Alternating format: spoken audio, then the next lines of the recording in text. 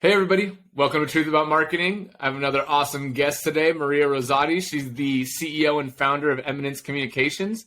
It's an integrated marketing and brand strategy firm out of New York. Maria, I'm super excited to have you. Thanks for joining me. Thank you, Colin.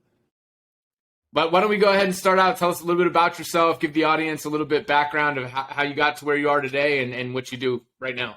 Sure. So, I started my career on the PR side, and we talked about this a little bit, but to me, PR is a little bit of a dirty word these days because what's happened as we're in a world that's all about content and digital experiences. PR has just become a channel, and it's all about content and marketing, how you get your content out there. So I took my experience early on from PR, but I've morphed into a marketing person because I really work building brands, personal brands and corporate brands. And so I start with building the message, what kind of content do we need to create, and then pushing it out across the channels where your audience is. And so I feel like I was one of the early adopters of understanding the whole content model and how publications were monetizing content. So anyway, I've been doing this since about 2010. Nice, right on. Mm-hmm. Yep, I just got my career going not too long after that. So really exciting stuff. I'm sure we'll get into a lot of PR topics, content strategy, things like that. But we always start these episodes and these, interviews. We do a lightning round. So it's 7 questions, pretty easy, but just quick fire. We want to get, spark some conversation and get your thoughts. So if that's cool with you, we'll do that to kick things off. Sure. All right. Awesome. You ready? I hope I'm prepared, but go ahead. Let's do it. Here we go. Favorite marketing technology? I would say CRM systems. Okay. Anything in particular? I'm super impressed by Shopify. Perfect. Favorite social channel? TikTok. Least favorite social channel? Facebook. Brand or person with good marketing? Donald Trump. Interesting. All right. And brand with bad marketing or that needs help? There's so many to choose from, but let's just say a lot of politicians. I don't know. That's what's coming to my mind. Yeah. Fair enough. That's a good juxtaposition from the last one. So favorite influencer or business leader? I would say right now I'm really into Oprah. Interesting. Mm-hmm. Awesome. Yeah. We'll touch on that one too. I'd like to, delve into that. But for sure. And then brand or person you'd like to work with the most? Melinda Gates. Good one.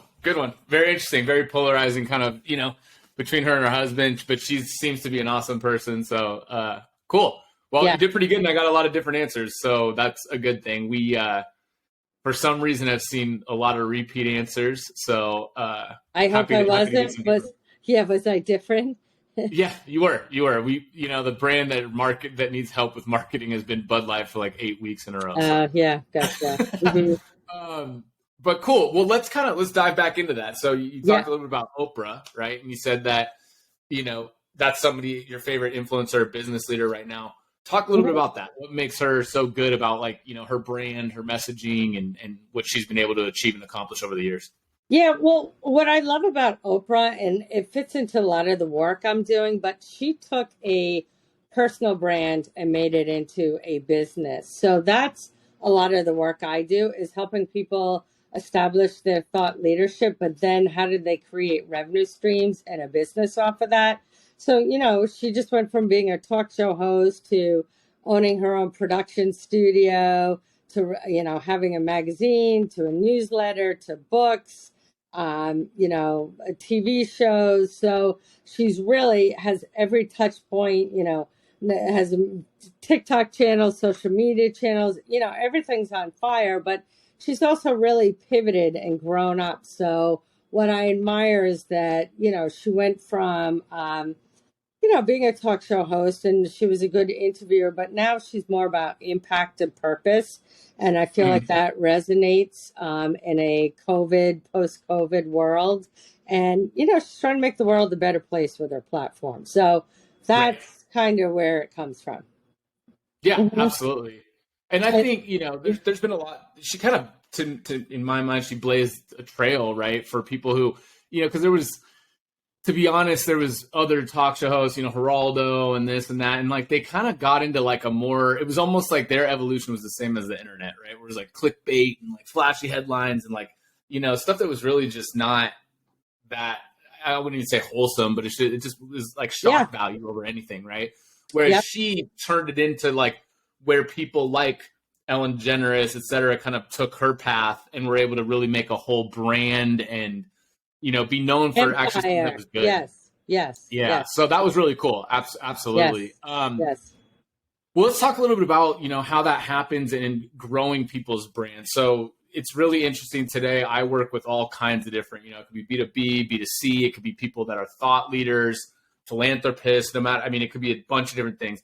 What's kind of your approach when you're meeting clients and you're onboarding them and trying to understand like where they fit and how to help them? What's kind of your approach to that? Yeah. So, what's really changed is when I started, I was to say in the early 90s that, the PR did control the message. It was all about the journalists. It was all, it was, and now in a digital world, you can control your brand. So I think that's what people are starting to realize. And, some of my answers to your lightning round were people that got that. And, as much as I am anti Donald Trump, he understands that, right? He knows how to Sure. command that. And he takes negative situations and he spins them and he still has a following, whether you like it or not. So, I mean, that's what it's all about is owning your message and owning your brand. And he exemplifies that. So, but everyone now can own their brand. So what I say Yeah. to people is like, Google yourself. But, all these channels that we help people create content for, eventually I call it the surround sound. So, people see you on TikTok, but then they read something you wrote on LinkedIn and all of that. But also the more channels you're on, if someone does Google Colin Jordan and they get 3 pages of stuff and they're like, wow, man, this guy's super impressive. Look at all the stuff he's done, or he's here, he's there. And so that's what it's really all about. But how I start with every client is what's your message? How are you differentiating yourself from other people in your space? And how are you going to, even if you grab 5% of market share, how are you going to do that? And what's the niche and what's your audience? So it all starts with messaging. And that's really where my PR background comes into play, because that's what it's all about is messaging is at the core of everything.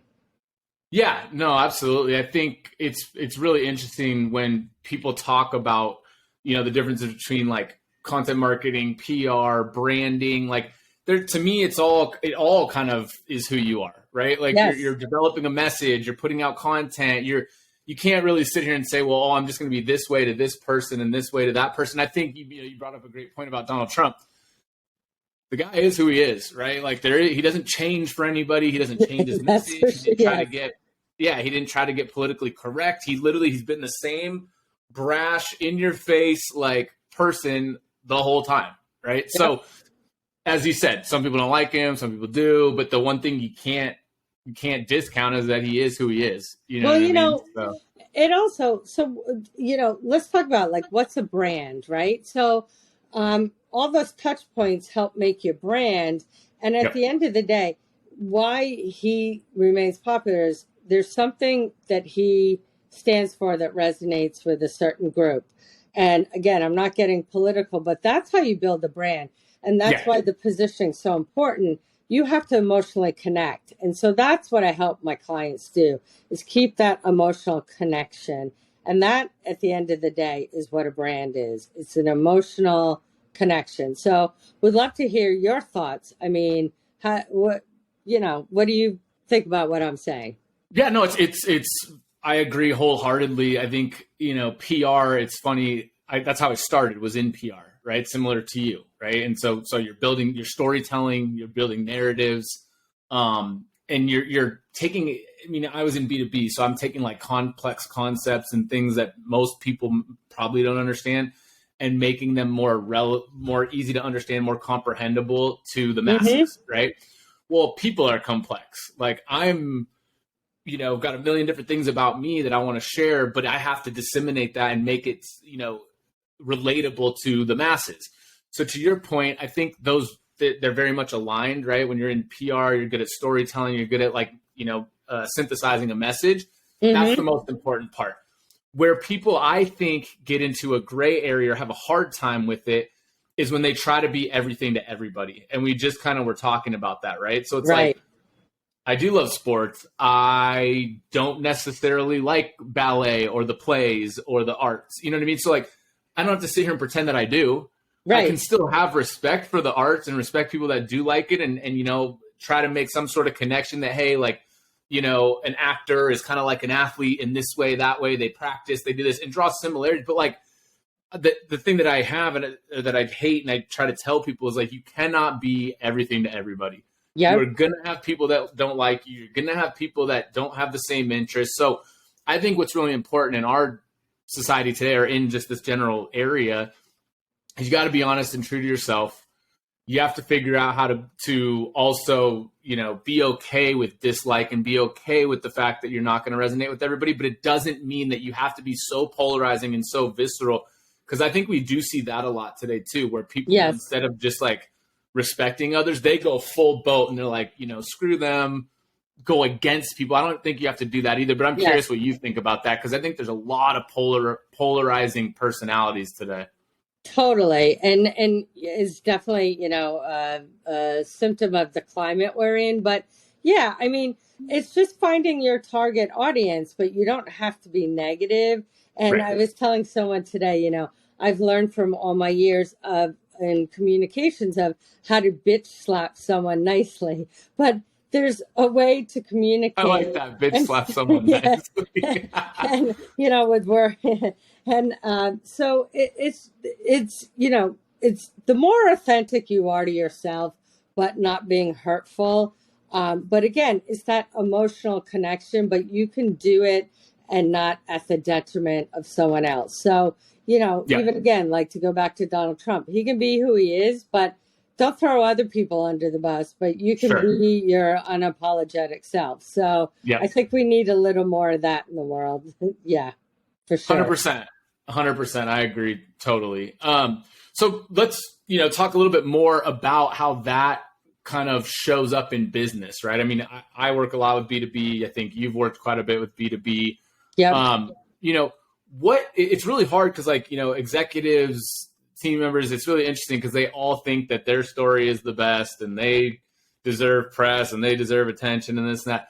But what is kind of your guidance to them or to, businesses and business leaders when it comes to launching their brand, when it comes to launching them publicly and getting them out there? Like, kind of how do you manage their expectations and kind of build on that? Yeah, well, good question. I'm all about managing expectations. And I will tell you that started, from day one when I was a junior PR executive. I remember all the senior execs would go into new business meetings and tell the client, oh, we'll get you on the cover of Time magazine. And they were, they made basketball cards. And I'd be like, really?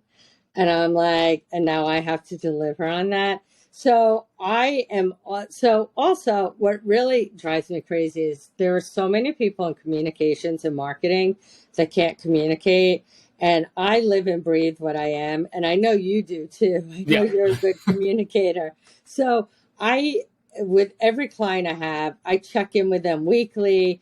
I have detailed project plans and I'm transparent. So setting expectations, and I'm glad you brought this up, because I think that's the number one reason why clients leave you. And the more you can manage expectations and how long things will take. The other thing I hear all the time from people when they come to me to help build their thought leadership is, how long will it take till I'm famous? And and I'm like, well, is that really the goal? I mean, there should be some business objectives tied to it. But I also say, like, ask any athlete, like, ask, Aaron Judge when he was 10, did he know how long it would take till the Yankees signed him? Like, Right. nobody knows that. Like, you just give it the best every day, because that shouldn't be your ultimate goal.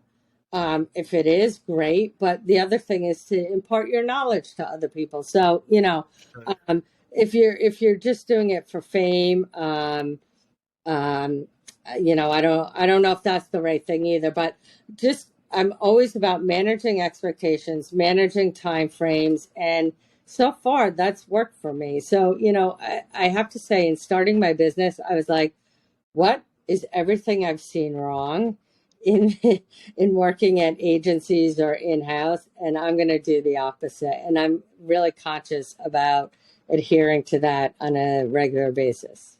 Yep. Absolutely. Absolutely. Managing expectations to me is like by far number one in a way.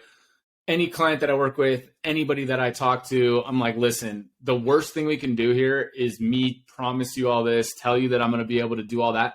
If it was that easy, if I was able to do that, first of all, I'd probably be the highest paid marketing person in America. Yes, I Secondly, wouldn't be here. Yes, yes, everybody would do it. You know what I mean? yes, Like if yes. and that's always how it is, right? And that could be anything from PR and marketing to a business, to an online business, to Amazon FBA, to whatever these people.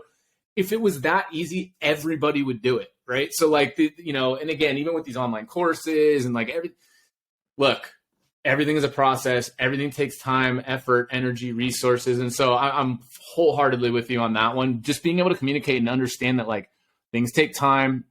You have to be a little bit, sometimes, you're almost a detriment to yourself because you're like, listen, I know what I want to achieve, but it doesn't mean that that's going to happen. Right. So it's an interesting conversation, kind of interesting way to approach it. But to your point, I would much rather have that when I'm working with people than people blowing smoke. You know what I mean?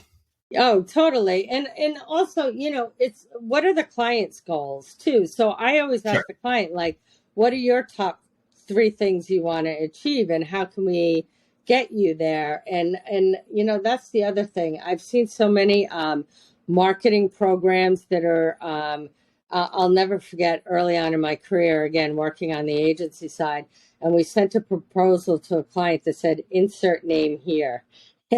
And so I was like, yeah, that was really customized and personal. And so I really try and work with my clients and build the roadmap and I work with a lot of young businesses. So revenue generation is really important. So I try and identify the three top things they want and how marketing can help them get there. And I think people forget, what marketing really is designed for is to help you achieve your business goals. And when you get into large corporations, like a PepsiCo, and they might have, I don't know, 500 people in marketing across different groups, you lose sight of that because you're just putting a widget in a hole, where I'm really working with someone to help them grow their business, and it's a lot more tangible, and that's where the reward comes for me. So, and I'm sure you have a lot of that too, and that's why I like working with smaller businesses, because I see the reward every day. Yeah. Yeah, absolutely. And, there's something I always said too. There's two things that I said I would never do. I said I would never work for a public company or start out working for a public company because there's so much red tape, so much approval process, et cetera. Right. And also part of that goes with, I like to help see things from start to finish, like watch a startup and help it grow and be, bigger than life later. The second thing I said I would never do, and this is a little bit of a sidebar, but it just goes hand in hand, is that I said I would never work with a company that had like a normal name, like Box, Dropbox, Ease, things like that, because I'm like, I do not want to deal with like the share of voice, like all the understanding, like the Google search and all that, and it's just some random word, right? Like, for example, my last company was Ignite. It's EGNYTE. Okay, Oh my that's God. unique. I can tell you when people are talking about it. I can see the search results. Yeah. But if you told me to do Box, which is a competitor, there's box office, cardboard box, like cereal box. Like I'm out. So those are my kind of two things. Yeah. But it's funny. I mean, I've still worked with public companies to date, but not full time. It's not my entire job, and I'm not living, breathing like,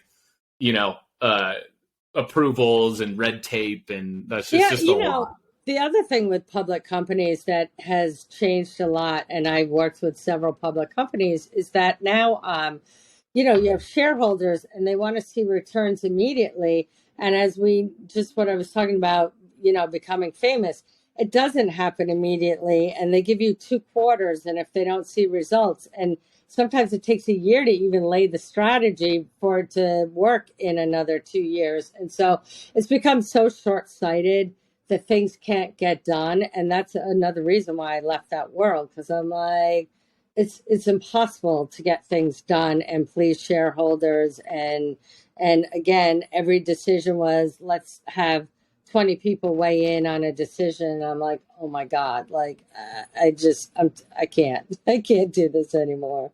Yeah. Yeah. And it's interesting because you evolve, and I actually wanted to talk about that. Like, as we evolve, like, so too does kind of what we do and who we work with. Like, from media PR perspective, that game has changed tremendously since when I started in tech marketing, 10 plus years ago. Yeah. Like,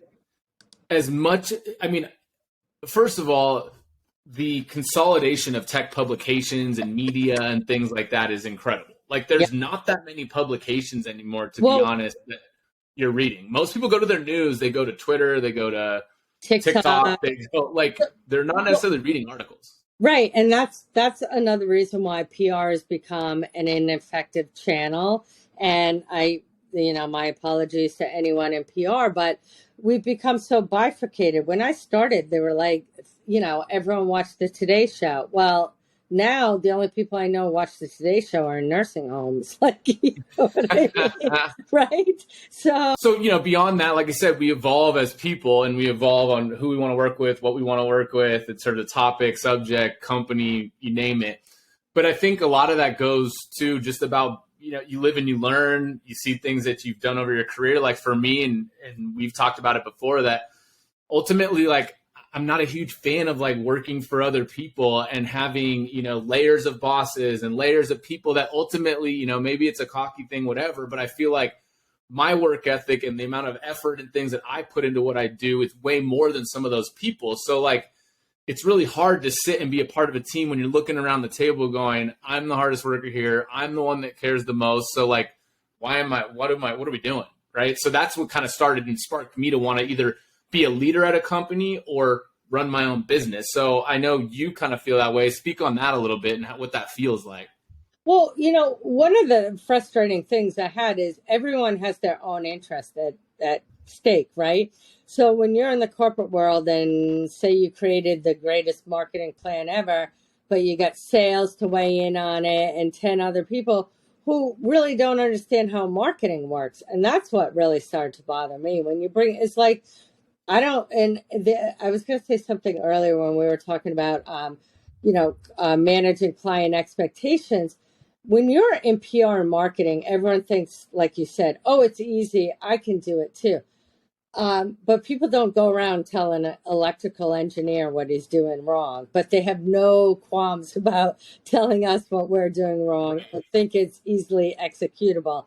And it's not easily executable to do it right and really align it with business goals, manage expectations, and get results. So, and again, I think that's where we come in the entrepreneurs, and I do see a shift, and I see more and more people going to smaller companies that can really fit their needs, like you and I, as opposed to hiring a bigger firm, because I know I still have friends at larger firms. It's still very cookie cutter, and they got a lot of overhead, and I just don't see them thinking outside the box. And again, the landscape's changed, and I still see companies that are PR firms, and I'm like, PR firms, like what is a PR firm in this day and age, right? Are they making TikTok videos? Because that's really now a PR channel. Like, right. So what is a PR firm? And they're still pitching traditional media. and not even newsletters or even things like that. I mean, think of how many reporters have left magazines and what because of dwindling subscriptions and started newsletters, and they're doing really well at it. I mean, Substack is a whole channel within itself. And I'm just like, oh my God, these guys are still like pitching, TV shows. Yep.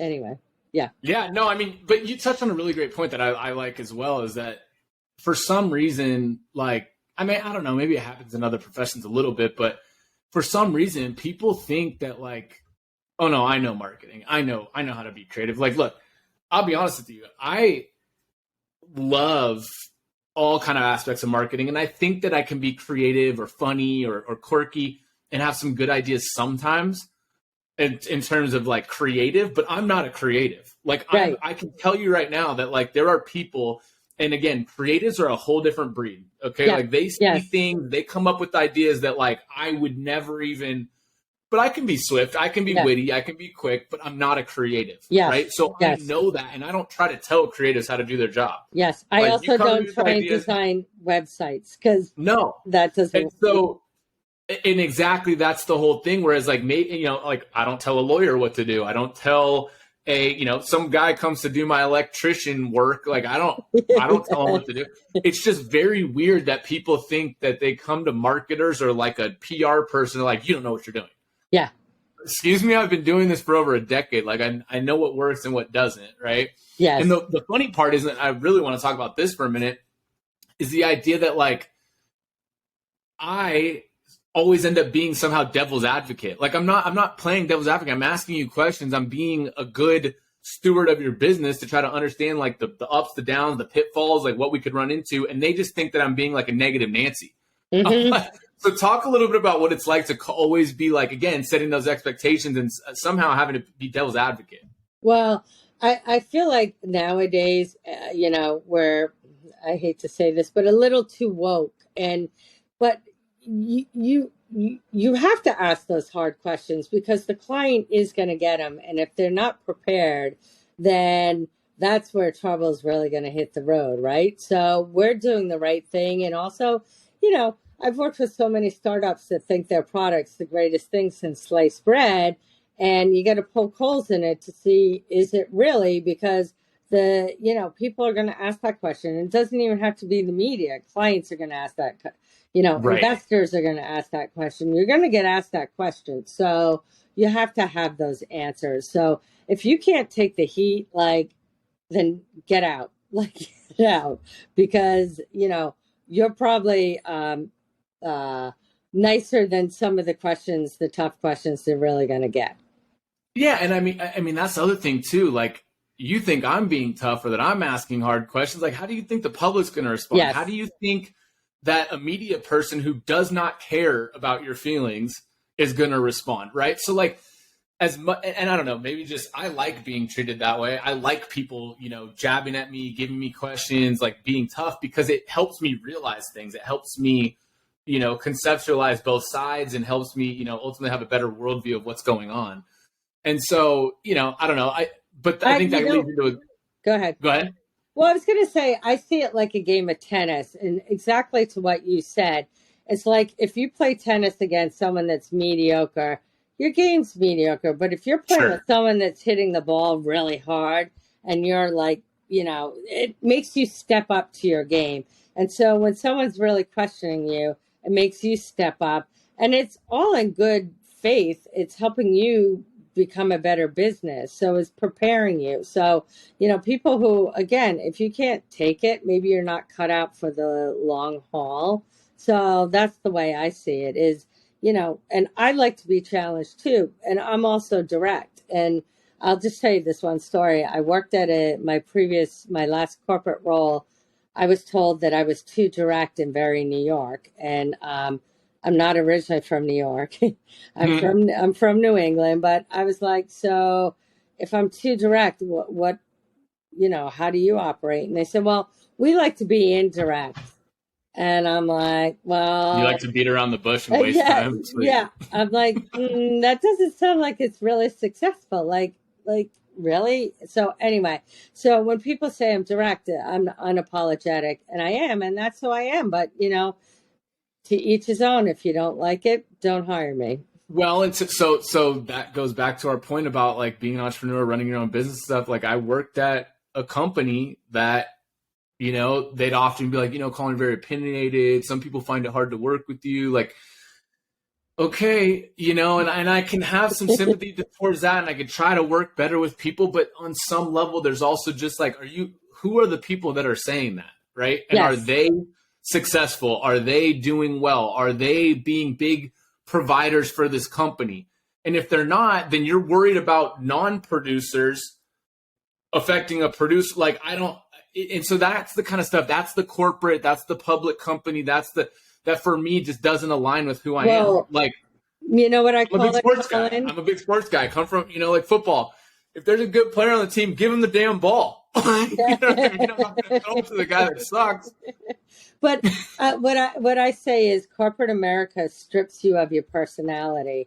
And that's exactly what it is. It's like, you are opinionated, so be opinionated. Yeah. If you don't like it, I don't know, go work in academics. I don't know, like go. But work what was great office. though, is there was some people that I worked with, and it's just like, it's almost like a relationship, a friendship. You know how you like jab a friend, and it's your friend, so you know what's going on, and you do it because you love each other.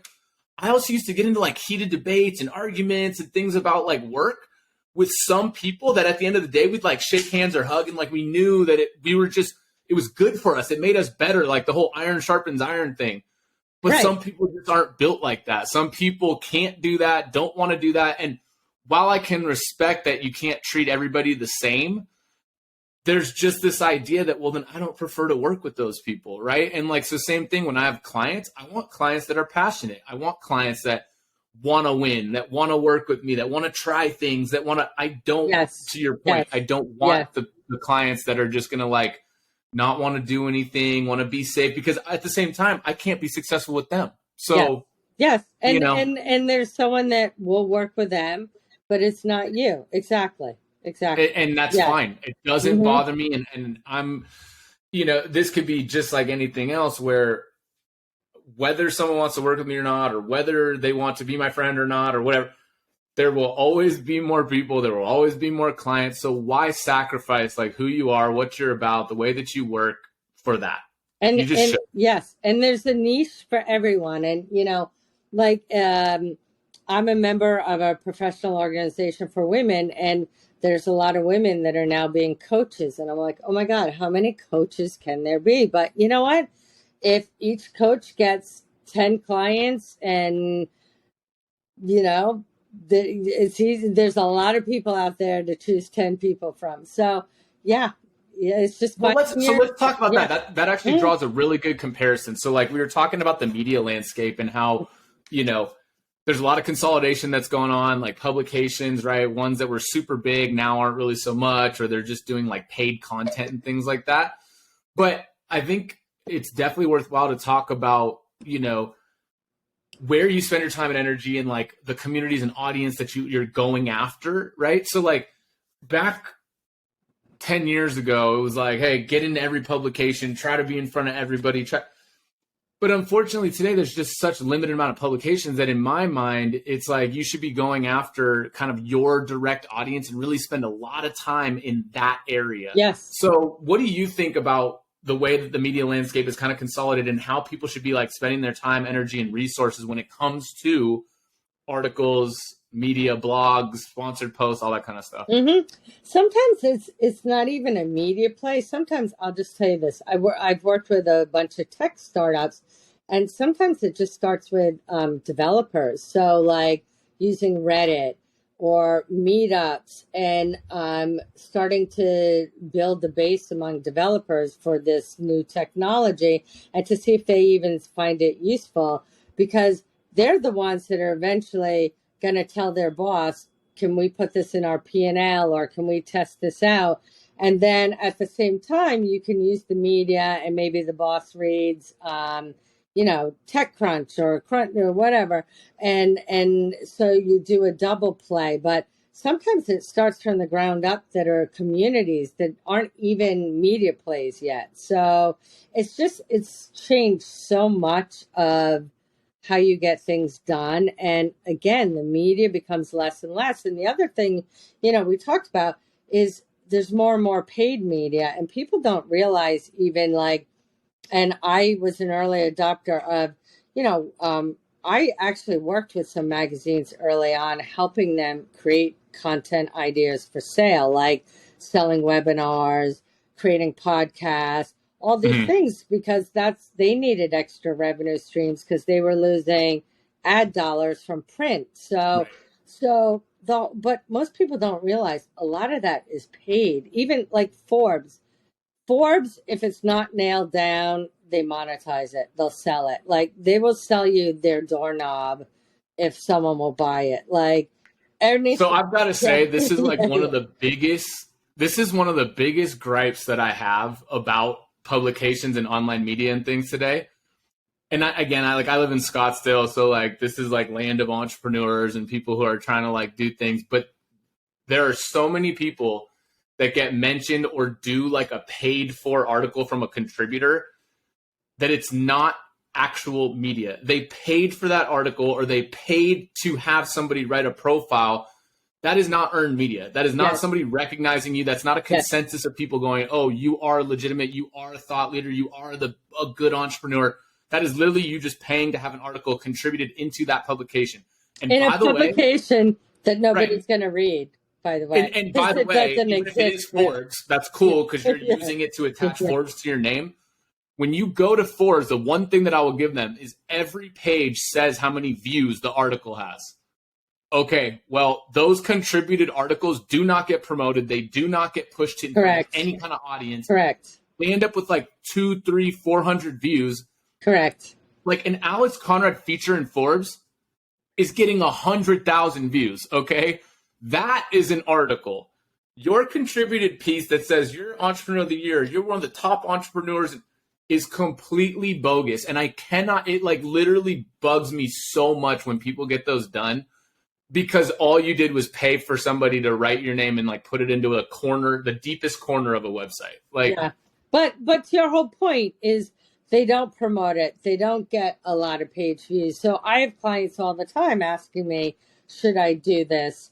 And I'm like, no, it's no waste of money. Yeah, it's a waste of your time and money. But but other people like to put it in their bio that they're a contributor to Forbes. So I mean, it's to each his own. But people outside in the media don't realize how much is paid. There's also all these publications that I'm getting one that's been spamming me for weeks. That's like inspiring women leaders, and I can pay for a feature, and then I can buy 20 copies and mail them to my friends for a publication that doesn't really exist. Right. I could make up a publication tomorrow, right? Yeah. Like I could do it tomorrow. It could be entrepreneurs.com or whatever. And just, but I think the other thing is though, on the flip side of that, and this is where we've gotten into a slippery slope with like the public in general, is they don't really know. Yes. Right. Like, right. So when somebody posts and said, I got a feature in Forbes, other people are going, oh my God, did you see blah, blah, blah was in Forbes? Or, oh, I got my company in Entrepreneur magazine. I mean, you didn't. You paid for it to get there. And so then the issue becomes, well, does it really matter? Because perception is reality. So if I pay to get this in there, what does it really matter whether it was a unique earned art media or not, right? So like you start to walk this line. Now, me as a business owner and somebody that serves these people wouldn't let it happen. But I could understand how a business would just go, you know what? Screw it. We're just going to get ourselves in there.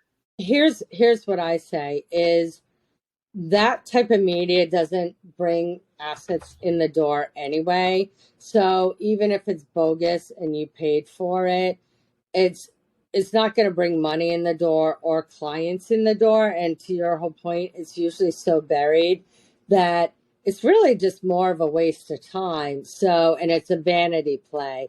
But I was just going to say it's a vanity thing because you can promote it and you could even run promotions and ads. And like, again, maybe you get a little bit of revenue in the door, but the whole idea that you're actually growing organically or you're getting the recognition and awareness that you thought you are is not true. Yes, If you're using it exactly. as a marketing material play, fine.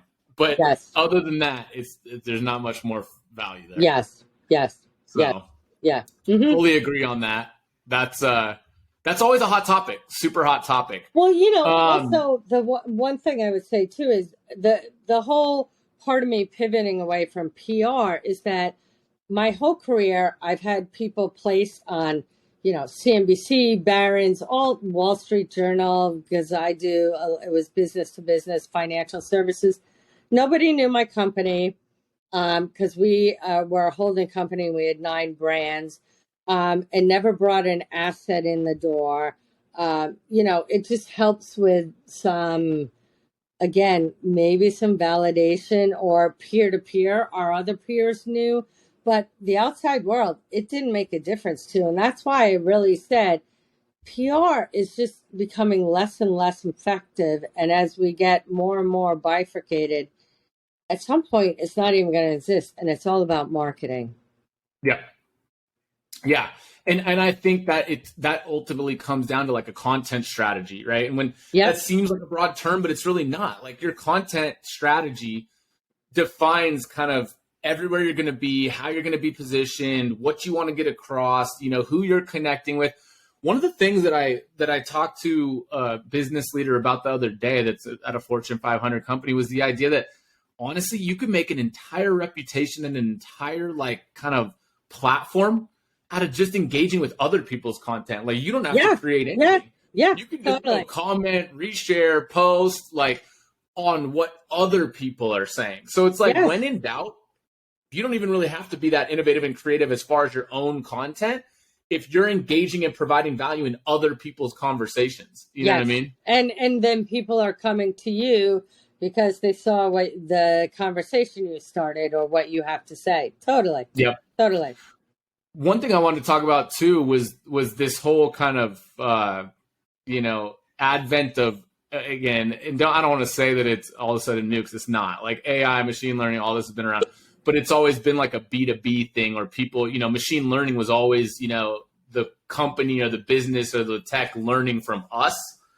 Well, now kind of we're learning from each other and from the tech companies, and like it's kind of in the hands of everybody now, which is a little bit dangerous. And we could probably talk about that for hours. But what I think that's interesting is the idea that, how do you combat, or how do you, and it's not even combat. To me, it's just been a really weird kind of dichotomy of, hey, like using AI and machine learning for your good, but then how AI and machine learning can hurt you, because then you end up with a lot of like generic, bland, like crappy content.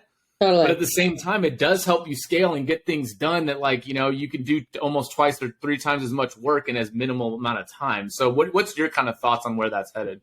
Yeah. So I have Chat GPT on my phone.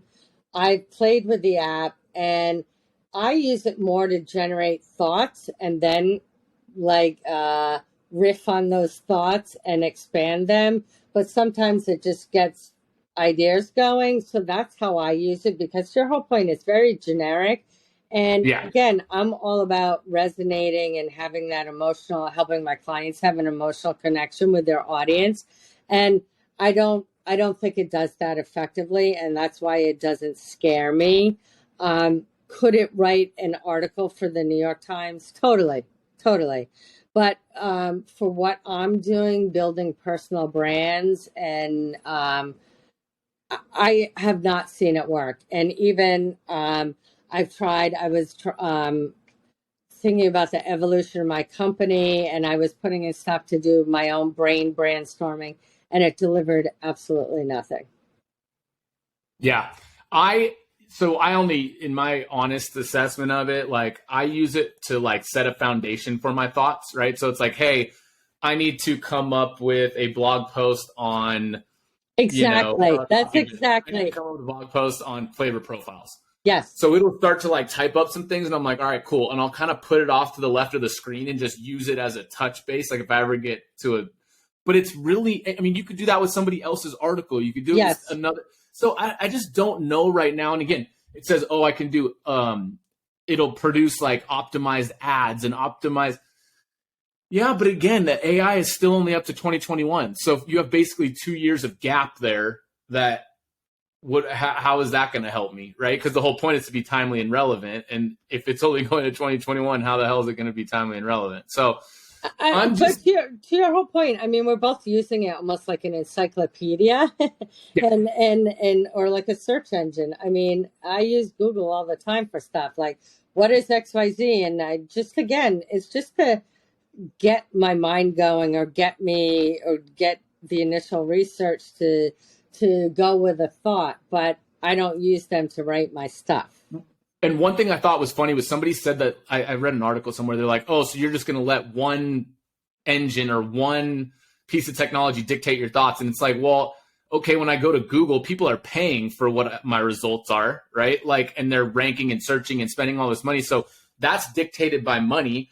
All that the AI is doing is synthesizing everything that Google pulls and giving me something, right? So like, no matter what, I'm going to be getting some sort of, biased or influenced result, regardless of what it is. So again, I do like the fact that it can support and help and get people, jogging and thinking the right way.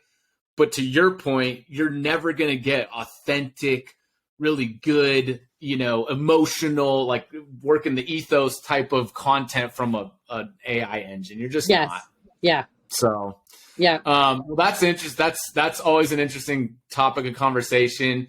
I think, for me, as we always kind of go down this road, I want to also touch on, for you, what do you see happening in the future, or kind of like where do you see us headed now as far as marketing and things go over the next few years? That's a really good question. I mean, it's just always evolving. And what bothers me is a lot of people in our field don't even use the technologies that they recommend, where I test everything out. Like I said, I'm on chat, I have the app. I'm on TikTok every night. I love TikTok. I barely touch Facebook. I mean, I do it because, some people message me or whatever, but it's just, it's constantly evolving and staying on top of the trends, because the more technology becomes a part of it, again, things keep changing. And at some so I don't know what it holds down the road, but it's, just technology is more of an influence. And the more you understand how it works, the better you can do your job. Absolutely. I think personally, we're just going to a place of customization, right? Yes, it's getting to a place where that's what people want. Yeah, people want to feel like they're being talked to directly. I think we've moved sort of past the stage of like, oh my God, I was just talking to somebody about North Face, and a North Face sweater pulled up on my. I think we're getting past that. We get it. Amazon's listening. Our Google search is listening. Like, there's so many data points and so much information that computers are smart. They're figuring out like what we want, when we want it, how we want it, right? So I just think we're getting there. Yes. And so the whole idea is that you really, to your point, have to have an emotional connection and a genuine understanding of who your customer is or who your audience is, and play into them with a very specialized message. And if you don't, someone else will. So yeah. And one point I'd love to make before we close out is, this whole thing with TikTok being Chinese owned, I mean, I totally get that. But for me, I'm like, if they want my data and see me watching kitty cats and, like the stuff I watch on TikTok, I'm like, go ahead, you can take that data. It's not going to be very useful. But what people forget is TikTok is global. So, and you can get, it's very powerful, where a lot of our other things are hyper local. So that's another reason why I'm very bullish TikTok. Nice. Yeah, no, it's a platform that a crap ton of people use. I think obviously Instagram's even trying to piggyback off the whole reel thing, but we'll see where it goes. Like you said, I fully can understand why people would be concerned with the whole China correlation and whatnot. But no, this has been a great conversation. I feel like we could probably talk for another hour, but I really appreciate you coming on.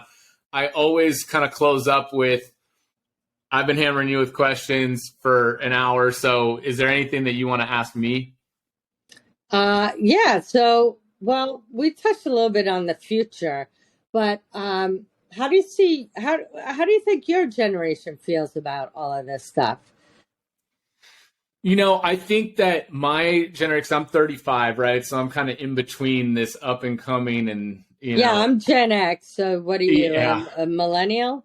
I'm a millennial, I think, and then Gen Z's behind me. So um, I think ultimately for us, we just grew up in this place where we were the first like that grew up with technology. Like I remember having computer classes and really, it was the old Mac, the colorful iMacs or whatever it was.